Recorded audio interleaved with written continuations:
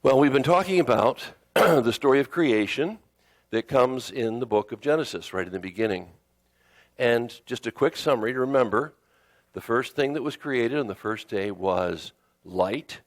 And on the second day, there was a firmament, or another word for expanse. It just means a big space that was between the sea and the clouds in the heaven. And on the third day, it says the seas were separated from the land. And then on the land, there were all kinds of things that began to grow. So there was fruit trees and grain and things that people could eat were there on the fourth day. Now I'm going to read the part where for the fourth day. And God said, "Let there be lights in the expanse of the heavens to divide the day from the night, and let them be for signs and seasons and for days and for years. And let them be for lights in the expanse of the heavens to give light on the earth." And it was so. Then God made two great lights, the greater light to rule the day and the lesser light to rule the night. He made the stars also. God set them in the expanse of the heavens to give light on the earth and to rule over the day and over the night and divide the light from the darkness. And God saw that it was good. It says, so the evening and the morning were the fourth day.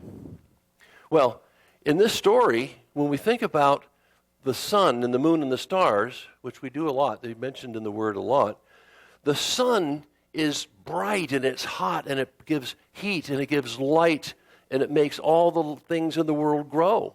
The things that we need to live and to eat all come from the light of the sun. So, when we think about the sun, we probably should also be thinking about the Lord. It's a picture of how the Lord is there, and He's in heaven, and He's shining out with love, and He's shining out with truth. He's giving us the Word and all the things we need to know. And these things are coming to us from the Lord. And we think of Him as, sometimes we talk about Him as the Son of Heaven. So, when we think about the Lord, there's a picture of how the Lord is in our life. And then he says he makes the moon. Well, the moon is very different, isn't it? The moon is basically it's a pile of rocks that's in orbit around the earth. And rocks don't give off light. They just sit there and be rocks. They're pretty much, when you think of things that are dead, rocks come to mind. There's not much to them. And the only time we can see the moon when it's in the sky is because the light from the sun is shining on it.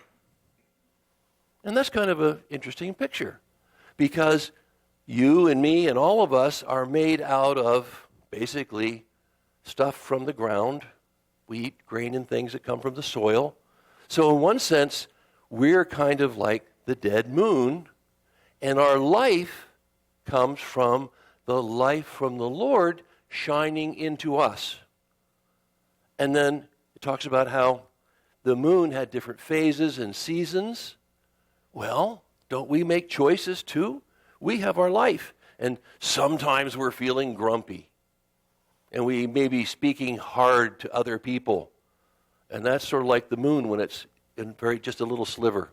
Not much of the Lord's life is shining out. And other times we think that of good things that we can do and kindness that we can prepare for other people. And that's like when the moon is full and shining on a beautiful night.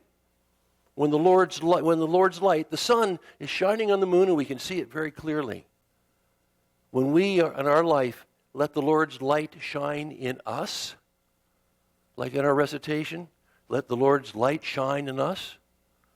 Well, that's an important picture. So that's what the Lord was saying. And the stars, all those little twinkly stars in the sky that we like to look at, they are a picture of all the different things that the Lord has in His Word, what we call truths.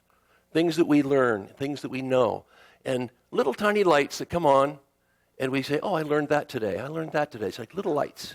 And those are the stars. So that's an idea of how the Lord's creating things. And it's a picture of our relationship to the Lord. But it's also, we think about how the story of creation is the creation of a human mind.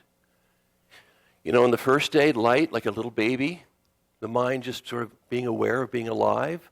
And on the second day, being able to recognize different things, distinguishing between the light and the dark. And then as they get older, when we talk about the third day, well, now there's plants, and they're growing.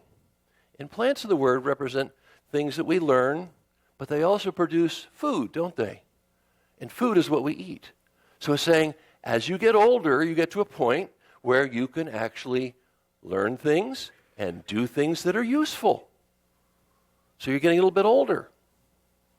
And today, in the fourth one, it says, twice it said in our reading, that what was important on the fourth day was the Lord divided the light from the darkness. And that's an important state that comes when you get to be older enough and you begin to be able to understand things and you begin to be able to say, that is something that's true from the Lord and that is something that's false that somebody lied to me about. This is something that's good and true from the Lord. This is something that's not, and I need to avoid it. The ability to separate the light from the darkness. That's another picture of how a mind goes. So we're talking about someone who's becoming an adult. That's the fourth step. So there's two stories going on here. One about how different pictures about the spiritual world and the truth about things like the Lord is the sun and his light comes to us, and without it we'd be dead. But he gives everyone the light and the life that comes from heaven. It makes it possible for us to live. At the same time, it's a story of our life in the world, and we get to the point where we become people who, we use the word rational. Be able to decide between things, to create a ratio between two different things. And the fourth day talks about human beings becoming rational adults. It's a wonderful story that tells us many things on many different levels that we can remember. So next week, we'll continue with day 5 and learn even more about this wonderful story of how the Lord builds the human world and puts people in it and shows us the way to live and shows how we can respond to that gift from him. Amen.